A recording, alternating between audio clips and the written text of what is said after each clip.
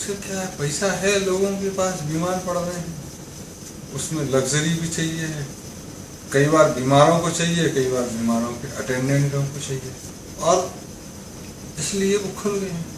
फिर शासन से पैसा कैसे लिया जाए, तो उसकी बैकडोर एंट्री कि आप हॉस्पिटल को एनरोल कराएं, डायरेक्ट पेमेंट कराएं, और वहां पे जो उनकी पोजीशन है उसके हिसाब से बेड या रूम का एंटाइटलमेंट कराएं, तो पैसा सरकार देगी हेल्थ केयर के नाम पे, धंधा चलता रहे। इसलिए हेल्थ के नाम पे खर्च तो कंपनियां करेंगी, लेकिन वो बेसिकली स्वास्थ्य के नाम पे नहीं होगी, बीमारी के उपचार के नाम पे खर्च करती। तो अगर स्वास्थ्य के नाम पे खर्च करती तो ये होता कि 1 घंटे खेलना जरूरी है, हर 50 आदमियों पे एक डांसिंग सेंटर हो जाए, एक ट्रेडमिल हो जाए, एक बैडमिंटन कोर्ट हो जाए।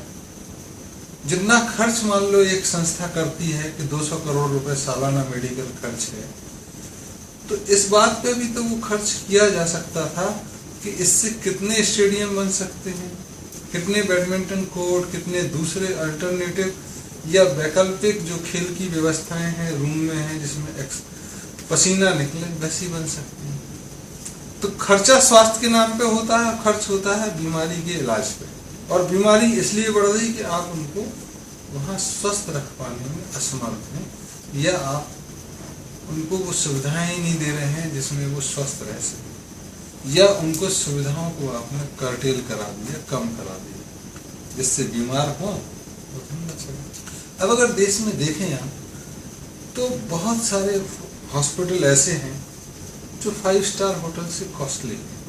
उनके कमरों में आप टीवी देख सकते हैं, फ्रिज देख सकते हैं, मोबाइल 2 इंटरनेट कनेक्शन देख सकते हैं, टेलीफोन देख सकते हैं। एक पेशेंट को इनकी क्या जरूरत होती है? टेलीविजन, उसको तो आराम की जरूरत है, लेकिन सारे वार्डों में लगा रहेगा कि लोग देखते रहें और सो नहीं पाए और बीमार हो। तो सुविधाएं बढ़ी हैं, चार्जेस बढ़ गए, जिसकी जरूरत नहीं है, बीमारी और बढ़ गई। तो अब ये कब तक चलेगा?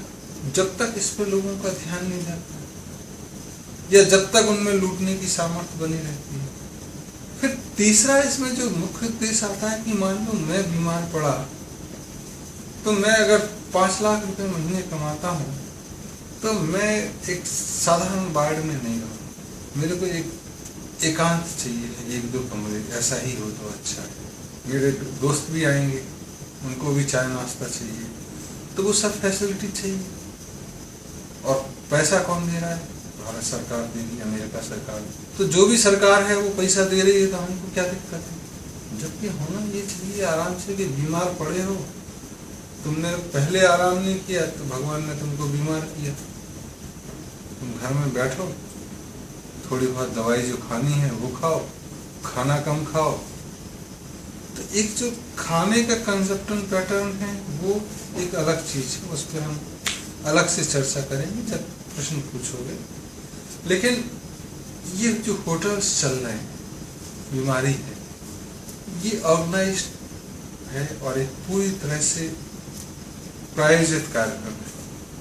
इसमें बहुत बड़े बड़े लोग शामिल भी हैं, हो सकता है कई सरकार के मंत्री भी हो सकता है कि स्वास्थ्य मंत्रालय के सचिव लेवल के लोग भी हों, और देश के धनाढ्य वर्ग के लोग भी हों, या अंतरराष्ट्रीय स्तर पे भी एक गैंग हो जो दवाई का धंधा करे, बीमारी फैलाए और बीमारी का उपचार करे। तो आज देखोगे कि एक मल्टीनेशनल चेन्स ऑफ हॉस्पिटल्स है, अंतरराष्ट्रीय स्तर पे उनकी शाखाएं यहाँ भी हैं, लंदन में भी हैं, अमेरिका में भी हैं, मैड्रिड में भी हैं, एम्स्टर्डम में भी हैं।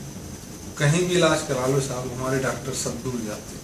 तो जब तक हम एक राष्ट्रीय स्तर पे एक राष्ट्र तो कम से कम सोचे कि नहीं ये फैसिलिटी नहीं देना है, तो एक एकीकृत नीति आएगी, स्वास्थ्य नीति, उसके बाद ही ये चीजें रुकेंगी। अन्यथा धंधा तो अच्छा लगता ही है।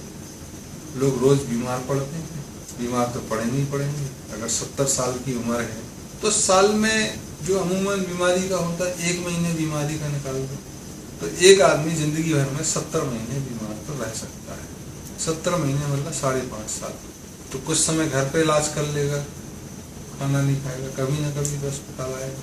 तो धंधा अच्छा है, मानसिकता गंदी है। जो खोलते हैं उनका भी भला नहीं होता है, और क्षणिक रूप पे लगता है कि इलाज हुआ है, ठीक हो गए, बीमारी क्यों हुई इस पे हम नहीं जाते हैं।